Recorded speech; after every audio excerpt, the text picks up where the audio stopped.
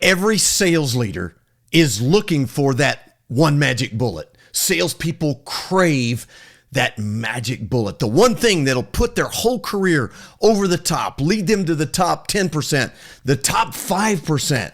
Well, there actually is such a thing. No, really, there is. Coming up, I'm going to tell you exactly what it is, and I'll tell you why it's so often completely overlooked in sales training. This is Sales Untraining, a very different kind of sales podcast. 3 out of 4 salespeople are failing. They're falling short of their revenue. Why doesn't sales training work? That's what this sales podcast is about. It's your weekly sales strategy guide designed to rewire your sales brain. Hey, welcome to Sales Untraining. It's your weekly sales strategy guide designed to completely rewire your sales brain. Hope you will like and subscribe to the podcast. By the way, share it with people. Share it with people that you think want to be in on the conversation. What in the world is wrong with sales training? Well, the most common thing I get is, what are you talking about? What do you mean something's wrong with sales training? Well, the numbers don't lie. We invest billions and we're not getting the kind of output that we should be getting from salespeople. And systemically, you can look at a dozen factors and go, yeah, there's something wrong here. And that's what this podcast is about. Always like to hear from you. So if you've got comments, rebuttals, you just flat out want to disagree, please do. Kelly at bizlockerroom.com. Love to hear from you. Listen, this week, all right, you got me. Yeah, you got me. There is no magic bullet. No, it wasn't clickbait. It's not designed to get you to, get on here and spend some time listening. And I don't want you to run off now that I've actually admitted what should be completely obvious. But I do want to say this.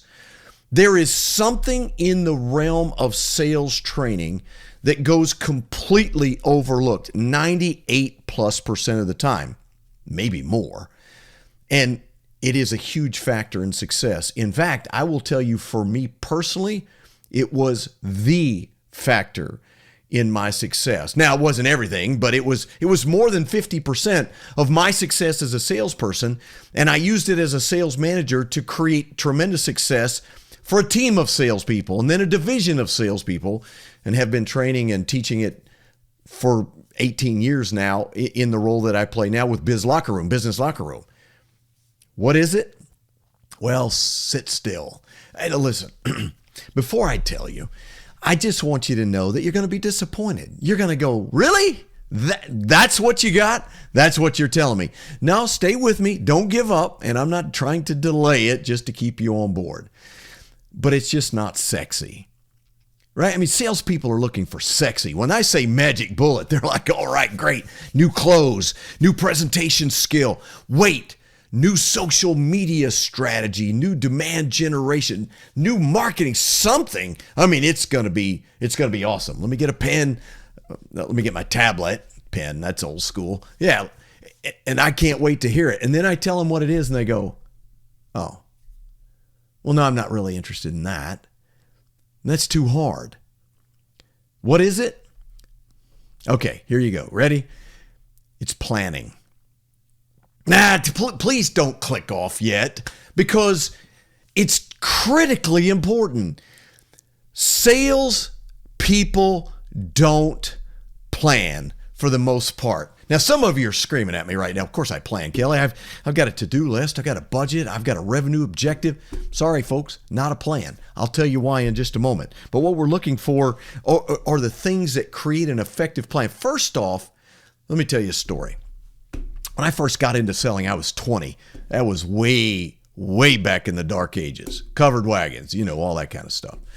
And you know how we planned? My boss bought from a company called Hoover's a collection of 3x5 cards that had the name of the company and the decision maker, probably the CEO, general manager, something like that. Might even list a sales manager or a VP of sales, how many employees, phone number, address, basic contact stuff. And he would hand it, say, here are your leads. And all he had done was bought listings of business in a given geographical area. No, not leads like you and I would commonly think about. Leads like they're interested. No, it was just a who can you go ask for when you knock on their door cold? Talk about cold calling. Holy smokes. And when I first started in sales, I was so ignorant. I had no idea that the territory they gave me was garbage. Yeah, I mean, it was a horrible territory, at least in the opinions and estimations of everybody else. And they couldn't put somebody in this territory because they wouldn't take it, and people got into the territory and failed. And so they hired me, this 20-year-old rookie who knew literally nothing about sales. And I learned a presentation, and they gave me a stack of cards, and off we went. That was my introduction to selling. Good luck. Have a good time. Here's some people to go see. And, oh, they're just dying to see a salesperson, right? No, not so much. That was my introduction. Fast forward. I'm now 2-time National Salesperson of the Year for an orthopedics company based in Northern California. They make me a sales manager because that's what companies do. They take their top salespeople and they make them managers. And I had been the top salesperson, not because I was smarter than anybody else, certainly not as talented, literally not as talented as some other people. There were people who had much better people skills, much better rapport building, relationship building skills, all those kind of things. But I was a bulldog. I know that because one of my managers had told me that once upon a time. I mean, I had no quit. I didn't give up. But every single week and every single day, I had a very defined plan for exactly what I was going to do, not only that day, but how it fit into my weekly, monthly, quarterly, annual plan of exactly how I'm going to hit my numbers. How did I get there? Well, I ripped off a planning system. Yeah, I mean, I ripped it off. It's actually something that I learned somewhere else, and it had nothing to do with selling, but I went, wow, that's up my alley. I can do that. There's a lot of things I can't do well, but that's one of them. I can plan how to sell effectively. And so what I did when I first became a sales manager, again, not having a clue what sales managers do, didn't know how to hire, motivate, train, inspire, develop, none of that stuff. I decided to teach them my planning system. It was cumbersome. It was detailed. It was lengthy. And the first thing I said is, this is the first thing we're going to do. Every single sales rep hated me. They're like, what is this? All this paperwork, all that. Yeah, I'm a great salesperson for the process. Am I not? I mean, are you excited? You want to do it now? Nobody did, but I made them do it, right? Like a great micromanager, I made them do it my way. But when they were done, I'll never forget one individual in particular, just like, do you want me doing this or do you want me out selling? And I said, yes, both. And he reluctantly did it and really didn't do a great job of it. But when he was done, I'll never forget this. He looked at me and said, Kelly, absolutely hated doing this. Best thing I've ever done. I said, really? He said, yep. I said, tell me why. He goes, I understand my territory better than I ever have. Not close. I know exactly what it takes to hit my number. I know what it takes for me to be successful, and I have a step-by-step sequence of calls and events that are going to take me directly to the number that is my revenue objective. Mission accomplished. You know the question I ask most salespeople? No, all salespeople. When I'm training them, first question I ask, how many of you can say with 95% confidence, going into the new year, I will hit my number? Single-digit response. Sometimes an entire room, people will look at me like, have you lost your mind? How would I be able to know that? I'll never forget, I had one guy. He said, yep, I can do that. I know that. And I said, okay, tell me how you know. Because I always hit my number. That's why. Man, what a great answer. Because I always do. He didn't give me his methodology or what it takes or how he does it or whatever. He goes, but listen, I hit my number. And you'll find that in top 1%, top 5% salespeople. They know because they know. They know they're going to make it because they know how to get there. There is the occasional unicorn in sales that's just great at what they do, and they really can't tell you how they do it. You don't want those people as sales managers. You just don't, because the objective of a sales leader is to teach and train other people, develop them, develop the skills, the processes, the methodologies, to teach them how to be great. Those people don't know how. Guys I've known for years now, Mike Kunkel used to say it this way. The top 10% of your salespeople, actually, I think he says the top 4% of your salespeople are the elites. And a percentage of those elites, a percentage of that percentage are unicorns. You do not want them training or leading your sales teams because they just don't really know how to develop people, right? That makes perfect sense. But for us mere mortals, us average folks, we need some kind of training that will help us get to the promised land, that will help us reach the top 10%. And you can be a top 10%er if you learn the skills, the processes, and the sales planning. Oh my goodness, you can absolutely do it. All right, but listen, again, it's just not sexy. Nobody, you don't have a webinar, a seminar, a workshop on sales planning and have people clamoring to get in. It just doesn't happen. Like, you know what?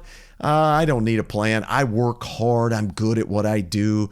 I mean, you get me in front of a customer and I can make it happen. I can dazzle them with my brilliance, as though that's what it takes to be great in selling. Nah, not true. Now, it helps, sure, but it's foundationally not there. Right? So why? Why planning, and why is it a magic bullet? I mean, people like Neil Rackham, going back to the late 80s, good selling depends on good planning more than any other single thing. That's pretty powerful stuff when you think about it. But anecdotally, I can tell you it was for me, and over the last 30 years, I can tell you, having trained hundreds, probably thousands of salespeople now, the difference that it makes, and the people that have come back afterwards and said, that one thing you trained me on, I still do it. I even train my people now. Had that conversation with somebody just a couple of weeks ago. But why? Because I want you to think about what a plan is and what it is not. First off, a plan is a step-by-step sequence of events that will take you inevitably to an outcome, to a finish line, to a result, to a conclusion. That's why planning works. You put together a plan to take you to a specific place. You plan to go on vacation. How often do you get there? I'm guessing somewhere close to 100%. You make a plan to, build a new home or remodel or add on or something. How often does it happen? I'm going to bet it's pretty close to 100%. Why? Because you have a plan. It's interesting. I do a lot of work with professional services firms like engineers, architects, construction people. I mean, their whole world is built around planning. But when it comes to business development, they don't have a plan. It shocks me. This is what you do. You create a blueprint that will lead you inevitably to a specific structure or something, road, bridge, something that you're building. What are the chances it gets built? Yeah, pretty close to 100%. But when you ask people to create a sales plan, they look at you like you've lost your mind. No. I mean, listen, anybody who's been in business, and I've owned 4 companies, owned personally 4 different companies, you're required, if you want to get any kind of loan, revenue, SBA funding, you name it, they want a detailed business plan. They want to know, hey, look, we're not just investing in you because you're a good guy with a nice suit and you speak well and you're articulate. No, we would like to see your plan. I was in a meeting of regional bankers down in Florida some years ago, and they had actually asked me to talk about planning. And I told them, are you sure you know what you're going to get out of this? And they said, yep, we've heard some of your stuff. We've read some of your stuff. I think it's very, very applicable to what we do. And we'd like for you to talk to our group about it. So I started off with an easy question. Can somebody tell me what a plan is? Now, you would think that would be easy to answer, right? Guy raised his hand. I said, yes, sir. He goes, I can tell you what my plan is. I said, okay, tell me. He goes, we're going to do $25 million this year. Now, you're going, that's not a plan. Exactly. I said, well, so that's a fantastic objective, sir. Tell me what's your plan. How are you going to do that? He goes, I just told you what our plan is. We're going to do $25 million. Listen, no wonder there's so much misunderstanding. We confuse an objective with a plan. Listen, a number's not a plan. A budget's not a plan. A revenue objective's not a plan. A to-do list is not a plan. It's just not. It can be part of a plan. Brainstorming, not a plan. Ideation, not a plan. A list of things, no, not a plan. A plan is a step-by-step sequence of events that will take you inevitably to a result.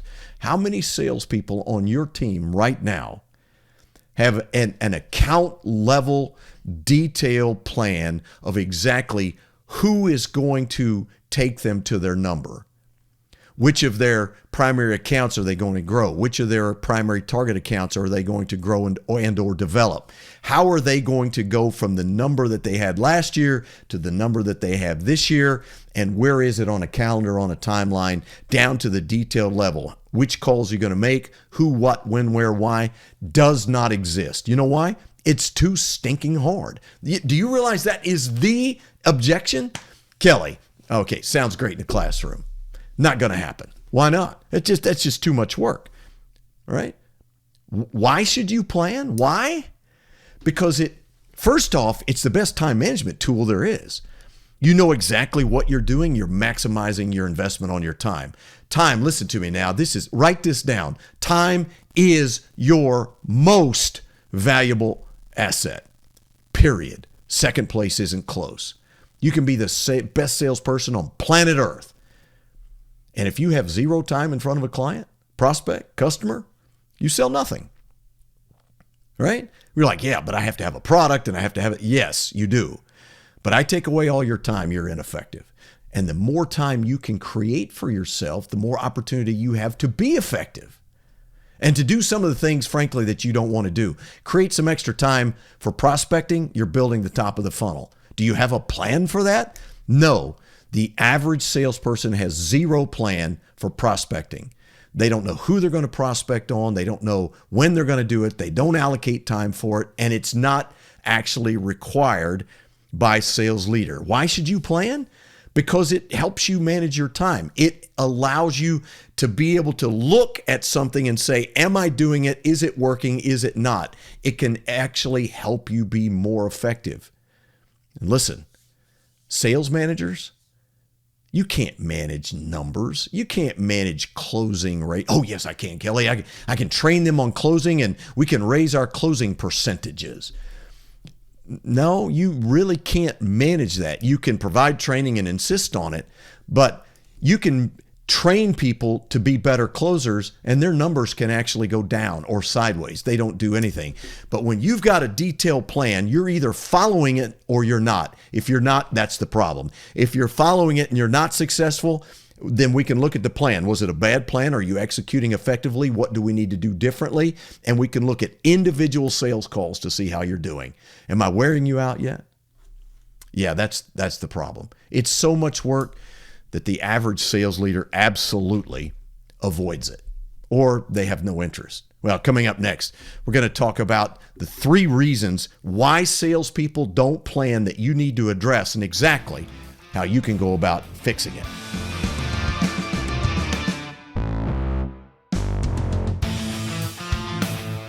Hey, thanks for making Sales Untraining your first listen of the week. And if you find something you like, if you hear something that's interesting, I hope you'll share it with somebody you know. You can find out more about me at bizlockerroom.com or email me, kelly@bizlockerroom.com. Now back to the show. Control is an illusion, guys. You don't have nearly as much control as you think you have. So why don't you just enjoy the selling process a lot better and try to help the customer however you can? Ironically, the data shows that you'll actually close more if you do that rather than trying to be all tricky about your technique that you're using and talk them into and I have plenty of train wreck stories of my own of having tried to do that and it just doesn't work, right? So later when you're like just being yourself and trying to help the customer, you're like, oh man, this is so much easier and funner, than that other stuff I was trying.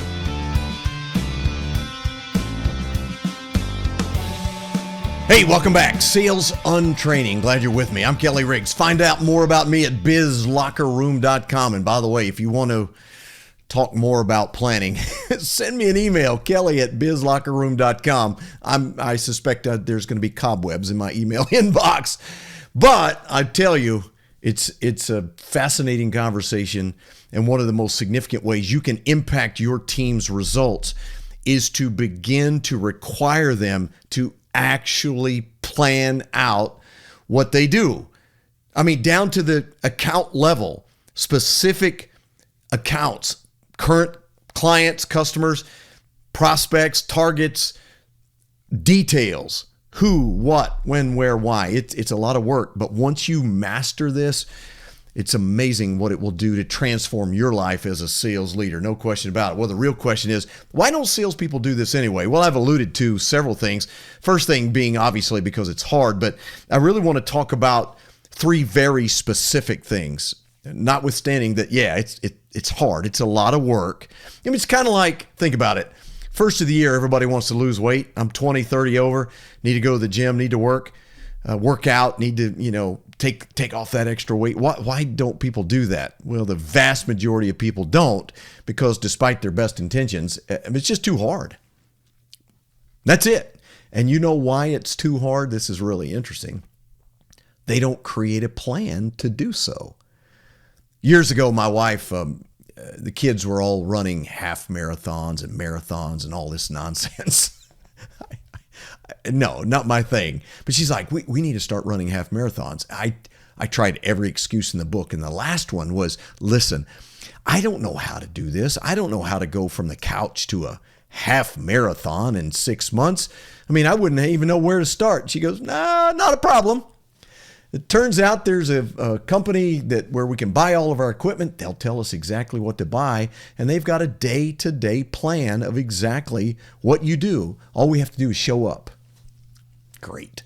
And so we wound up running a couple of half marathons. Yeah, did not enjoy it. Enjoyed the time with my wife, don't get me wrong, but I hate running. But that's the idea, right? People don't plan because it's hard. But here's reason number one of three that I really want you to focus on. Number one, sales leaders, you don't require it. It's just not a requirement.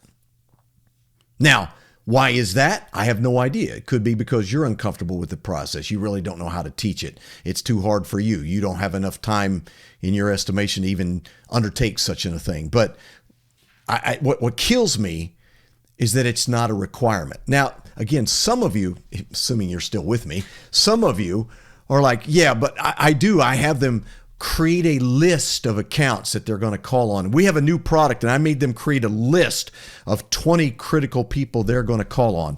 Again, not a plan. It's the precursor to a plan. It can get us down that road, but it's not a plan in and of itself.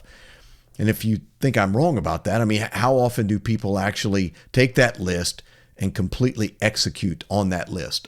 All 10 or 20 of those accounts, they make multiple calls, they do follow-ups, you're actually looking at that with them to ensure that it's being done and to debrief what happened, what worked, what didn't, what's our next steps. Very rarely happens.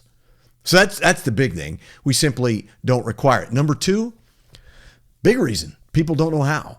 They just don't know how to plan. I've actually had many people over the course of years say, I mean, it's not my thing. I mean, I don't know. I really don't know how to plan, I guess. I mean, what are you talking about? Are you talking about making a list or something of that nature? I mean, it sounds simple, doesn't it? You're like, come on, Kelly, who doesn't know how to plan? You'd be shocked. Listen, I do strategic planning for companies of all sizes. And the average executive team really doesn't know how to go about creating a detailed plan. But let me tell you what can happen if you do plan. I hope you've gotten this far because it is such an incredible testimony for planning. There is a company that I've worked with locally now. This will be our 11th year of strategic planning, actually going to happen here very soon.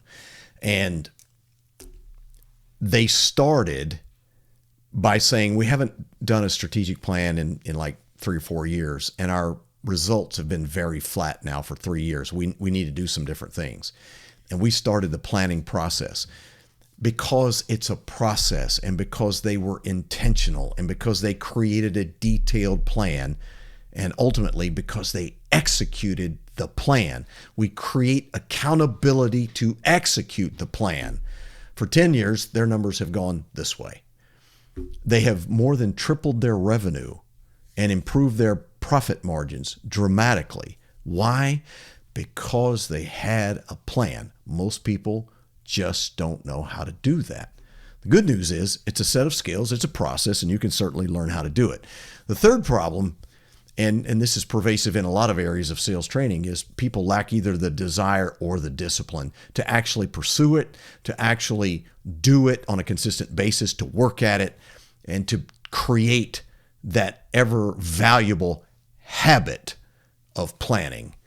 You know, they'll get a little ways into it and just lose interest, or it's just too much work, or it's too difficult, or maybe they don't see the result that, they think I'm promising that everything's going to change overnight. Not true.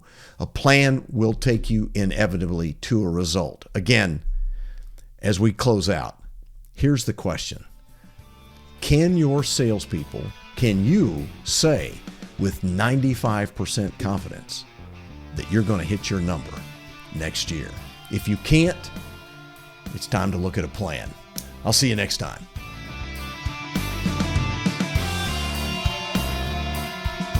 Sales Untraining is a production of Business Locker Room and Pod About It Productions. Music and editing by Doug Branson. To get more Kelly, visit bizlockerroom.com.